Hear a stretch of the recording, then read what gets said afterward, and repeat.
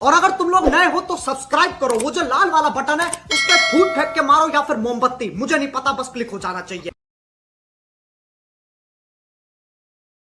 विद्यालय में गणतंत्र दिवस का समारोह पर निबंध।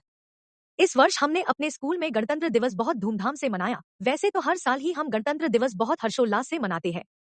हम सब विद्यार्थी गणतंत्र दिवस के दिन सुबह 7 बजे अपने यूनिफॉर्म में उपस्थित हो गए। सबसे पहले हम सब स्कूल के हॉल में एकत्रित जो गए। फिर जब स्कूल की घंटी बजी तो हम सबको झंडा फहराने के लिए स्कूल के मैदान में जाने के लिए कहा गया। फिर हमारे प्रधानाचार्य ने झंडा फहराया। फिर हम सब ने हमारे देश का राष्ट्रीय गान गाया। झंडा फहराने के बाद हमारे स्कूल के उप प्रधानाचार्य जी ने संदेश पढ़ा। हम सब बच्चों से देश की उन्नति के लिए कार्य करने को कहा। हमें बताया गया कि 26 जनवरी 1950 को हमारे देश का संविधान लागू किया गया और यही दिन भारत का गणतंत्र दिवस कहलाता है। और तभी से 26 जनवरी के दिन प्रतिवर्ष गणतंत्र दिवस के रूप में सारे भारतवर्ष में बड़ी धूमधाम से मनाया जाने लगा। 26 जनवरी की तिथि का स्वतंत्रता संग्राम के इतिहास में अपना विशेष महत्व है।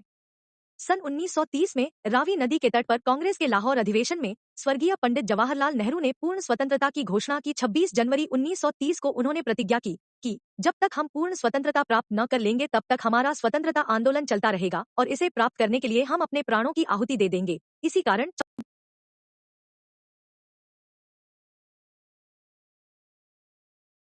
30 जनवरी के दिन ही भारत के गणतंत्र की घोषणा के लिए चुना गया।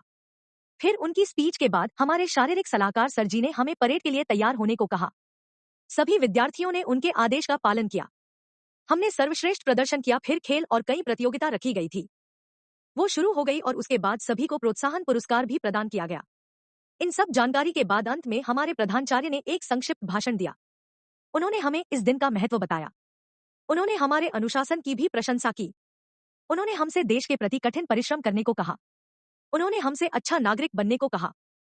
26 जनवरी की शाम को आतिशबाजी भी छोड़ी जाती है तथा रात्रि के समय सरकारी भवनों पर भी रोशनी की जाती है।